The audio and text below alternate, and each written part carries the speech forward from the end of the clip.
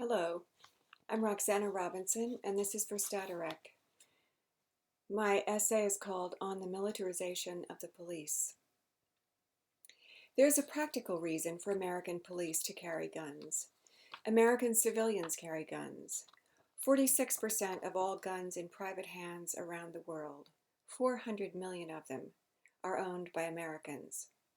This mad commitment to firearms also has its roots in slavery and racism. After the Civil War, when black freedmen received the right to vote and hold office, white Southerners opposed it. Northern troops were sent down to enforce the new laws. They were not welcome, and after several years they were recalled. Southern states created their own militias to enforce the laws.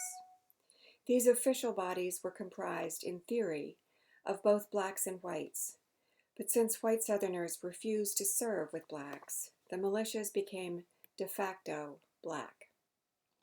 This meant that black men were given the right to carry guns, which had been forbidden under slavery. It was more than Southern whites were willing to tolerate. And 10 years after the war, a group of them decided they'd had enough of Reconstruction. They began a new era which they called redemption. Former Confederate General Carey wrote a letter urging his fellow white Southerners to unite against the black freedmen who wanted to vote. He used plain terms. Determine, if necessary, to kill every white radical in the country, every mulatto radical leader, every Negro leader, and establish a thorough military organization in order to intimidate the Negro.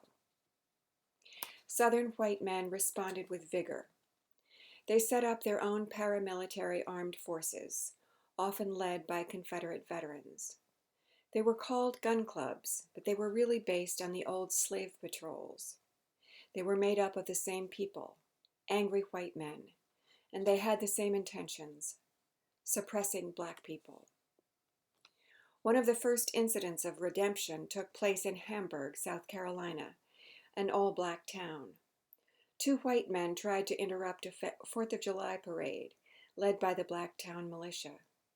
The black men were accused of threatening the whites, and they were all called into court by a black magistrate. The local paramilitary group was called the Sweetwater Saber Club. It was named after a church. It was made up of white plantation owners and was some 70 people strong. Members were ordered to appear at the hearing and make trouble, and they followed orders. By the end of that night, they had killed 7 black men. Some were members of the militia, and some were civilians shot in the street or captured and executed.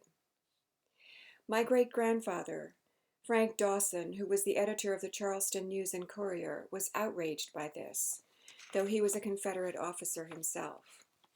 He wrote that it was disgraceful behavior, breaking the code of military honor, and shooting prisoners like rabbits. He wrote, "Their only crime, we fear, lay in being black and carrying arms."